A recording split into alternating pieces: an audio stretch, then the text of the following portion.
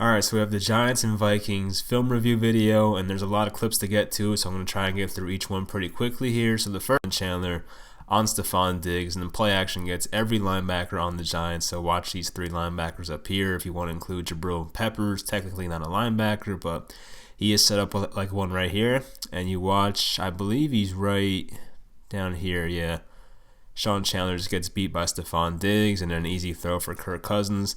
They pick up a first down on that play, and if you watch from this angle as well, there's really not much going on. I mean, everyone fell for it, except for Nate Stupart at the very end, but for the most part, very easy play for the Vikings right there. Just a lot of easy pitches and catches for Kirk Cousins today. So this was the same drive, another 3rd down and 5 situation here. So watch the top of the screen here. Adam Thielen guarded by DeAndre Baker in man coverage, and they run a pretty smart play here. It's technically not a pick play, but I think Kyle Rudolph right here, like a little bit of a rub route type of thing here, and DeAndre Baker really doesn't have the space to get in between, and you watch Adam Thielen just run a drag route underneath, and he's going to be wide open eventually to pick up the first down. The pass rush was pretty good on this play, but he was wide open on this play and picked up a first down easily. So we'll watch the pressure and who really brought it there this time. I mean, we see Marcus Golden probably.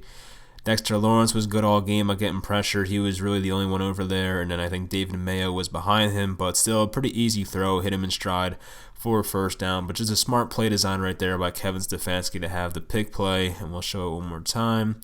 Top of the screen. And, obviously see here DeAndre Baker has to go over all these people here just to get to Adam Thielen. And he has enough space to pick up a first down there. So I just gave Dexter Lawrence a lot of credit for the way he played in this game, but this was one instance where I didn't like what I saw from him. So I believe he's right here, number 97, and I didn't really like his play recognition right here. So for him, at this point, you see that every single offensive lineman for the Vikings is on the left side of the field, and there's Dalvin Cook trailing the play. So of course, Kirk Cousins is going to act like he's throwing the ball to the right side of the field and then swing it back to the left side where he has 5 offensive linemen in front of him.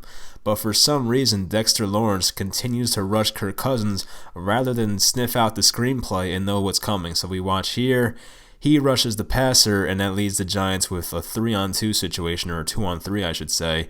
Missed tackles as usual, that was Sean Chandler, but Dexter Lawrence does come in and make the play at the end, but I just didn't like the play recognition because at this moment, like right here, when you see every offensive lineman's on one side of the field here, you should probably realize, hey, something's up here. And, for that reason, he was taken out of the play. And, of course, Dalvin Cook just had so many yards after the catch and breaking tackles and stuff like that. So that was just one bad thing to see. I don't know if this angle will tell us much. I mean, kind of. So I don't know why, his eyes were still on Kirk Cousins. I guess he didn't realize Dalvin Cook was still back here. And he just made the wrong move. So it is what it is. The guy's young. It's his 5th NFL game, so we can live with it. So hopefully that stuff improves as his career goes on. So here is R.J. McIntosh's first career sack in the NFL. There's a lot of pressure here from McIntosh and even B.J. Hill, who we really haven't talked about much this season. So watch McIntosh here. He goes a one-on-one with the left guard and just gets leverage underneath and eventually gets around his left shoulder to get to Kirk Cousins, but really everyone was making pressure there. I mean, you watch every defensive lineman here, whether it's Dalvin Tomlinson or B.J. Hill. B.J. Hill right here is going through 2 people, and just a very powerful move right here just to create enough pressure.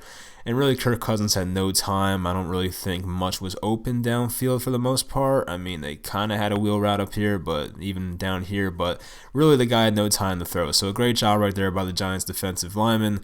To really give Kirk Cousins no time to throw, and congrats to R.J. McIntosh for his first sack as a Giant. So this was one of the Daniel Jones overthrows, and Sterling Shepard here runs a fantastic route.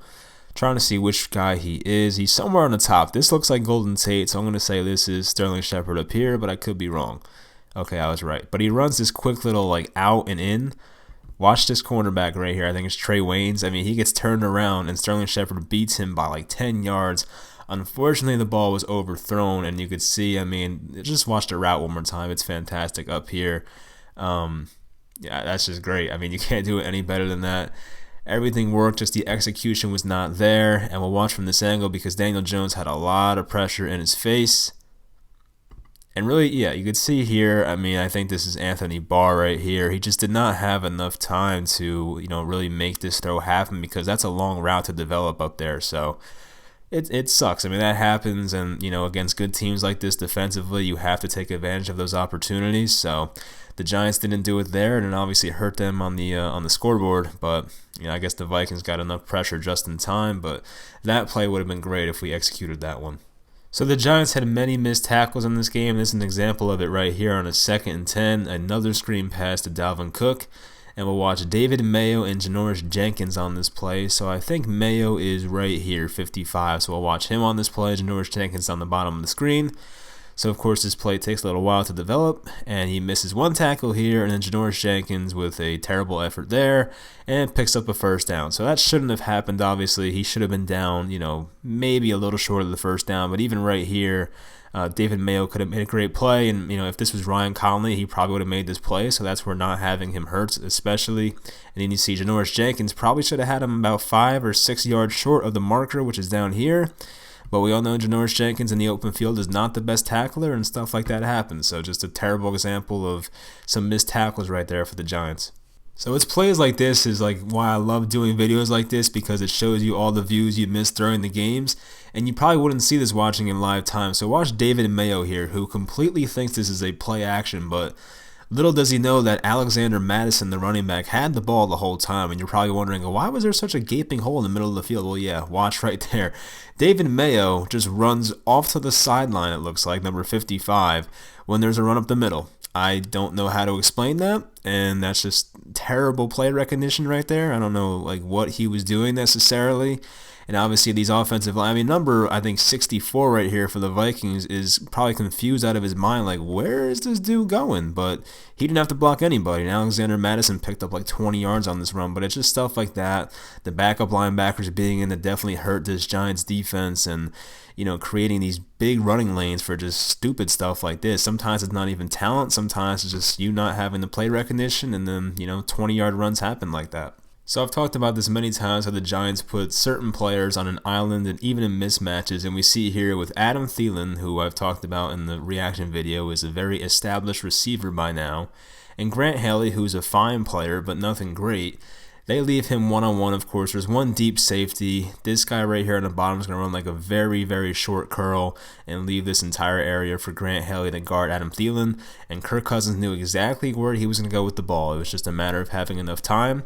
He obviously did, and he made the right throw. And Adam Thielen, of course, has enough separation to make this play. And I just, once again, don't understand where, James Betcher's defense is doing here. There's really no pressure, so an easy throw.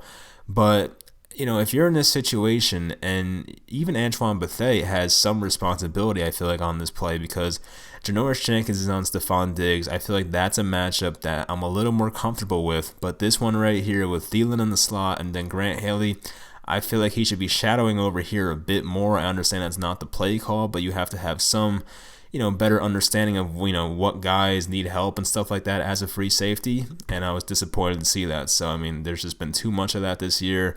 It's been annoying to watch over and over again how we just let the same players kill us, and it seems like they'll never learn on defense. So the Giants had a 3rd and 5 here, and Daniel Jones has given us many examples how he can pick up first downs using his legs, and this is another great example right here. So really no one's open. The offensive line just gives up a lot of pressure that's right in his face, and he just tucks and runs basically and picks up a first down. I think he picked up 8 yards on this play, and it just worked out perfectly. This is once again something Eli Manning would not do, and you love seeing this from your quarterback. we'll watch once again. I really don't think anyone was open. Golden Tate, no.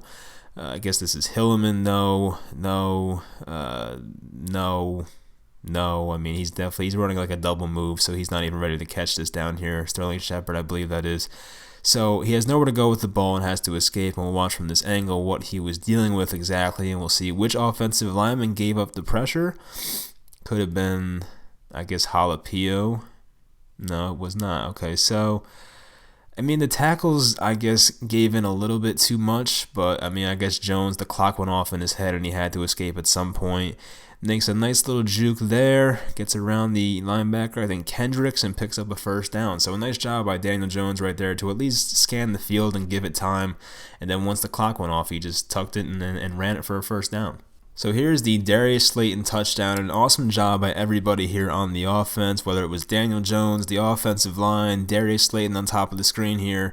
And the route he runs is just very impressive. I believe it was a bit of a, you see, like, I think Xavier Rhodes was trying to push him inside to go to the safety here, but he makes a nice little like swim move or something just to get to the outside and gets better leverage on this play and gives Daniel Jones a place to put this ball, because I think Xavier Rhodes wanted Darius Slayton to cut inside and kind of lead him towards the middle of the field, but he says, no, I'm going to go to the outside, a little swim move, and this gives Daniel Jones a path to make this throw, and it was a perfect throw. We'll watch from the other angle. I think the offensive line held up very nicely on this play. We'll see how many they sent. Looks like just 4, but the tackles there did a great job, and Jalapeno and Zeitler, a great job. Will Hernandez and Darius Slayton makes a very nice catch, and Daniel Jones put this ball in a great spot. And I mean, everything worked perfectly on that play, so, way to execute by the offense. So this is a play that's been all over Twitter, I saw, and I had to post this. I mean, watch Dexter Lawrence on this play. So this play did not count as a sack because there was, I think, illegal hands to the face by Janoris Jenkins on this play. But watch Dexter Lawrence right here, how powerful this guy is. He just, really just abuses this right guard here on the Vikings, pushes him all the way back into Kirk Cousins, and 3 Giants defenders meet up there for a sack. Unfortunately, this play did not count, but Dexter Lawrence does a fantastic job there of just a flat-out bull rush. And look, I'm guilty of saying this guy wasn't much of a pass rusher in college, which is kind of the truth actually. But if he can make moves like this, I mean, and just really just overpower people, he's going to be effective in the passing game, or even just trying to get sacks and stuff like that. And he has been so far. So I do take back what I said. He's definitely been more impressive with rushing the quarterback, and he doesn't have impressive pass rushing moves, but he's powerful enough just to get to the quarterback based on overpowering these offensive linemen. It's very impressive. So this was a gain of 28 yards by Adam Thielen, and I'm not smart enough to exactly diagnose what exactly went wrong here. I do know it's a zone defense, and for some reason there's no one on this side of the field, and I feel like that's not supposed to happen. So I mean, I don't know, whose fault this was exactly.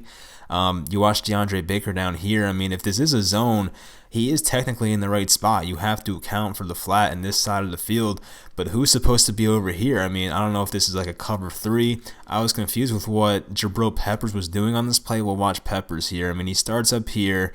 Watch him on this play. He kind of looked lost. It seemed like he was going to play the run, then just decides to run deep for some reason. I mean, I'm not saying he was supposed to be there, but I really don't know what was supposed to happen on that play. But I feel like there was some kind of miscommunication or just a crappy defensive call, one or the other. And Adam Thielen right here, this is way too much space for a guy as talented as him, and just easily picks up a nice chunk of yardage right there on the Giants defense. Once again, making mistakes with miscommunications and stuff like that. So the Vikings here try to beat the rookie deep, DeAndre Baker, who has improved every week. It seems like he had some missed tackles in this game, but it happens, I guess. But watch him down here in coverage with Stephon Diggs, obviously a very good wide receiver. Stays with him stride for stride and just makes a great play. I mean, I'm sure some people wanted to argue it's pass interference because I don't know if his head got turned around all the way or not. But still, it's just a great play nonetheless, and really did not give Stephon Diggs any room to make a play here. And yeah, his head's not turned around, but still, I just feel like he made a good play. I mean, I feel like that's not enough to call pass interference on, honestly. Stays with the guy stride for stride. It's not like he obstructed him in any kind of way, and just makes a nice play. So give him a lot of credit to stay with him on that play, and that was the kind of stuff he was getting burnt on the first 2 weeks of the season. So we've definitely seen some improvement from DeAndre Baker so far. So here's a play where Daniel Jones nearly had an interception, but I blame the offensive line here as well, obviously. I mean, the right side just completely breaks down. We'll watch what happened.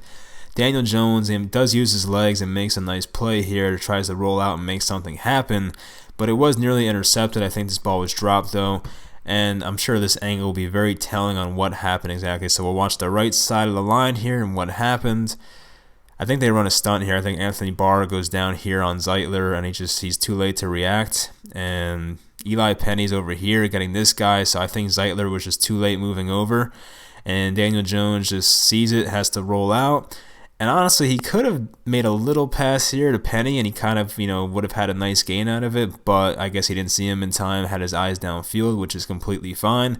But this throw was just not far enough to the sideline. It should have been over here, obviously, and then this Vikings defender nearly had an interception, but luckily he dropped it.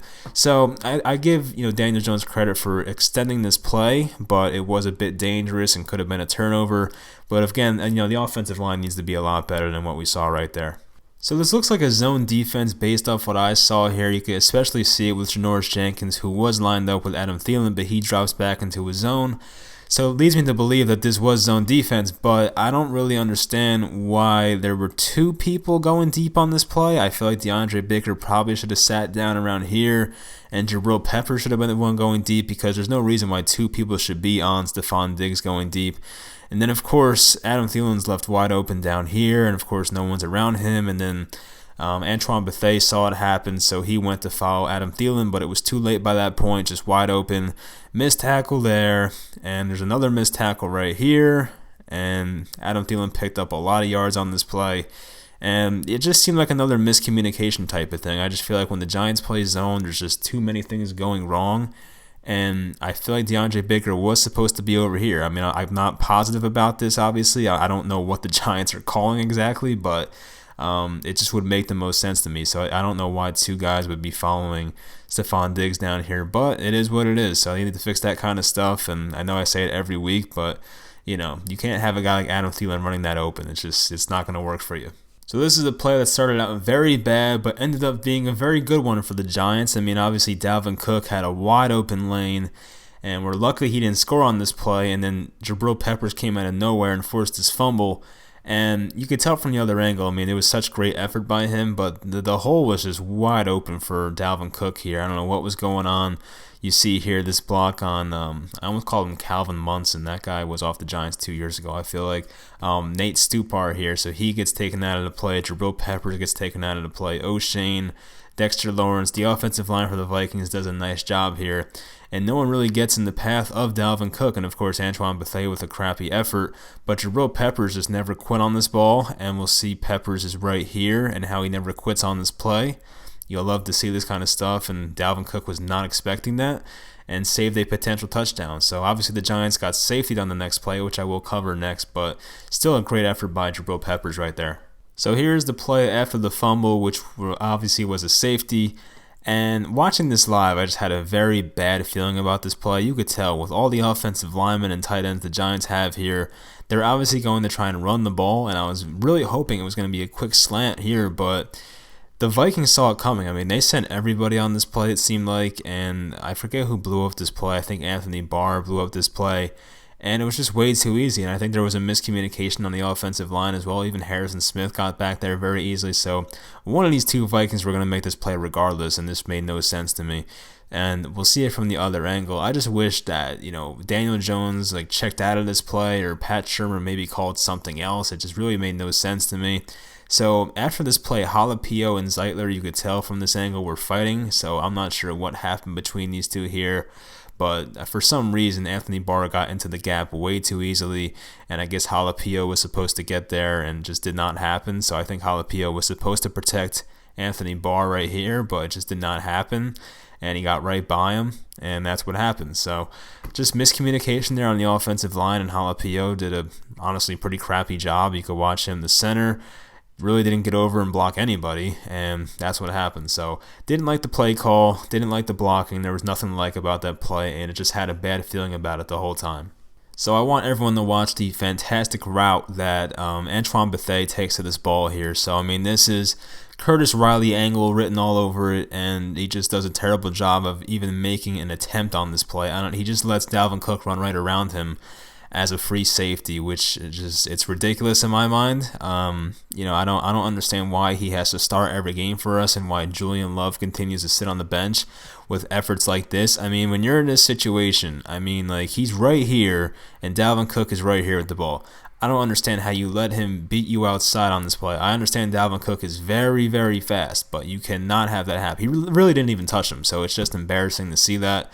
We'll watch from this angle and see if we can see anything else, but it's just a crappy effort. Grant Haley gets taken out of the play, and you can see there, it doesn't even touch him, just takes a crappy angle.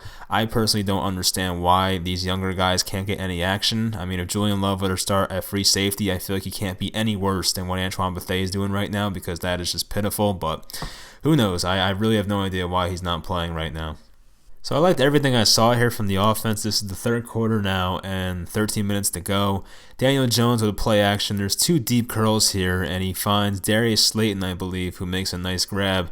But the offensive line here did a great job, and Daniel Jones placed the ball in a great spot. There was a flag on this play. I think it was like a horse collar tackle or something like that.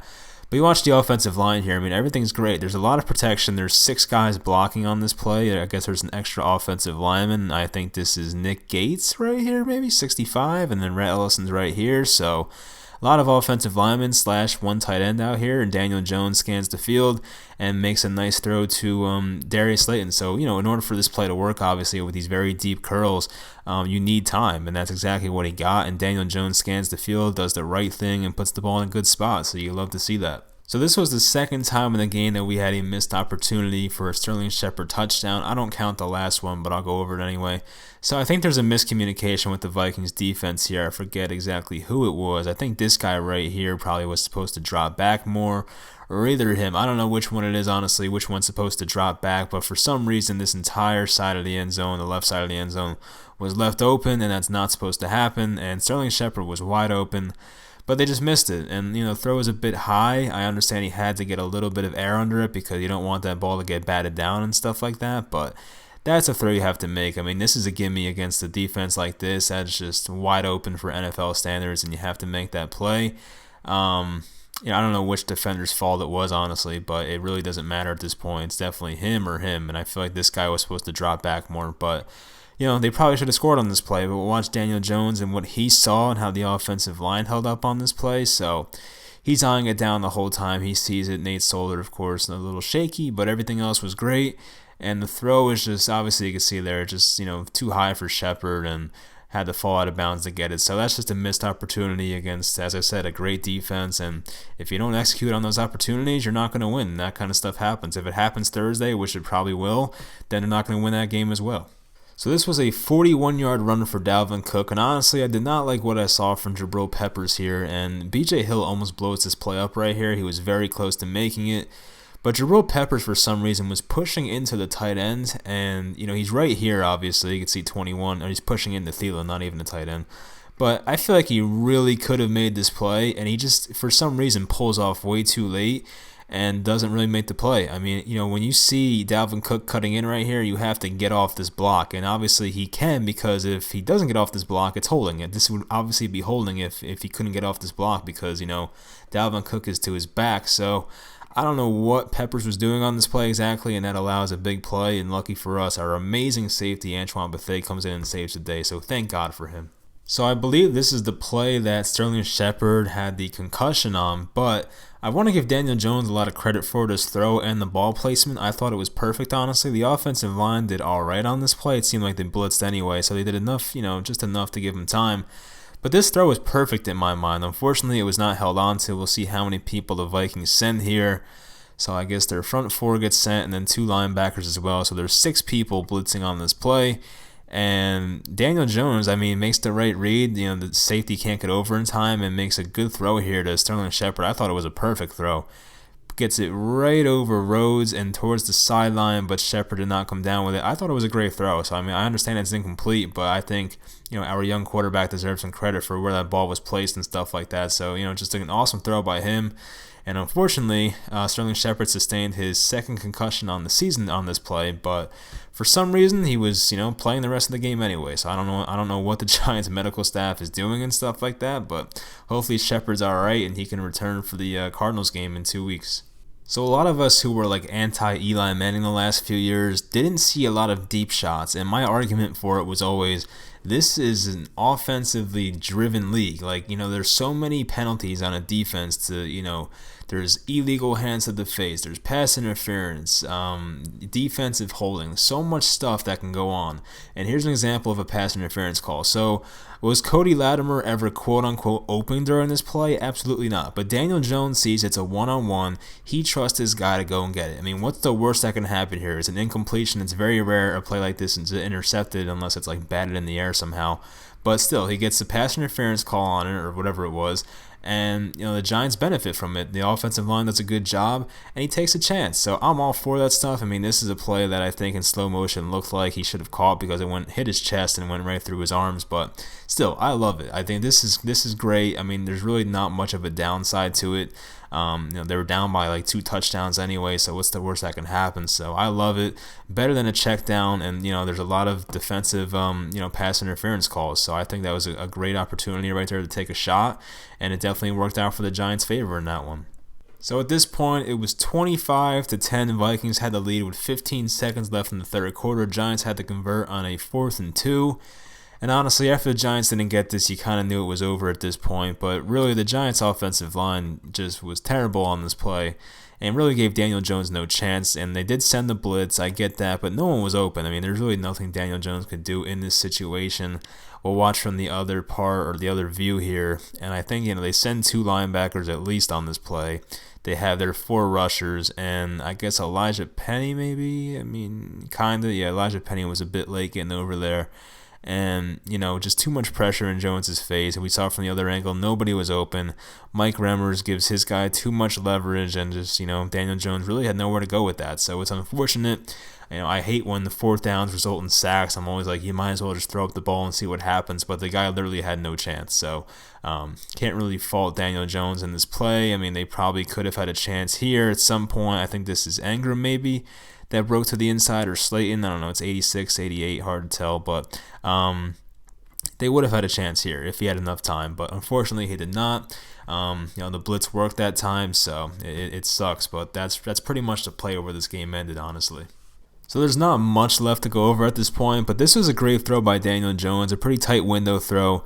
Sterling Shepard here with a concussion and all ran a pretty deep slant here and cut in around this area. And Daniel Jones had to make a pretty tight throw. The other angle shows you how good of a throw it was. I don't know if this angle will really do it for you. Offensive line was okay. Nate Solder was, a bit iffy there, but we'll see from this other angle, and I'll show you guys what I'm talking about. So the offensive line, Nate Solder's technique is not good there and gave up too much pressure. But you see from this angle here, he has to get this ball between here, and just put it right on the money to his man who can make the catch, and I believe it is Sterling Shepard. So, he's between 3 defenders here. It's a tough throw to make, and he did make it perfectly, so you got to give Daniel Jones a lot of credit right there for hitting his receiver in stride. Alright, so if you're part of the Giants Twitter community, you definitely know there was a pretty big argument going on about whether this play should have been caught or not. And it's the Sterling Shepard deep ball, and Daniel Jones makes a great throw and all, but people are saying this was a drop, and I don't really understand it because, as I said in my other video, I don't know if you guys watched it or not, but as I said, even if he caught this ball, alright, he still lands out of bounds. He lands on top of the Vikings defender, which means he's not on the ground and doesn't necessarily have any, feet on the ground or anything like that, and lands out of bounds. So it wouldn't really matter, and that is a very tough catch to make. And we'll see from this angle if anything else is telling. The offensive line here did a nice job. I gotta give him credit. Daniel Jones steps up, makes the throw, and yeah, I really don't know how you call it a drop. Could he have called it? Yes, but people calling it a flat-out drop just kind of makes no sense to me.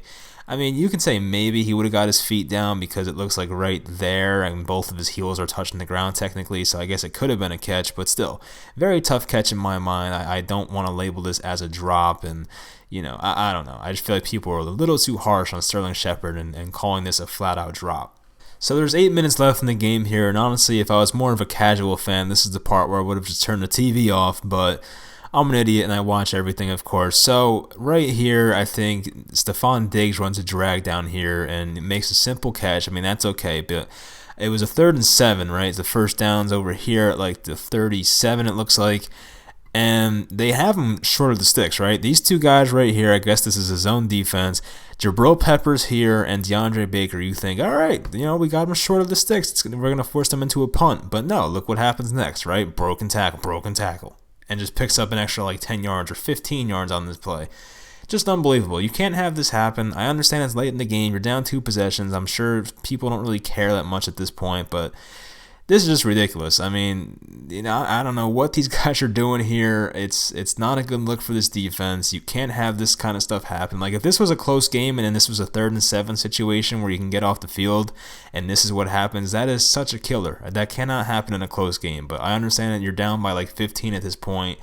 Doesn't matter as much, but this kind of stuff will kill you. So I'll let this ride out as I guess I'm signing off, because I think this is the last play I did anyway. So I mean, nothing really mattered after this. So as I always say, if you guys made it to the end, I appreciate it. My Twitter is @Mike_NYY if you want to follow me. I think that's it. So I hope you guys enjoyed this video. I'll talk to you tomorrow, I guess, for the Giants-Patriots preview, since it's on a Thursday night.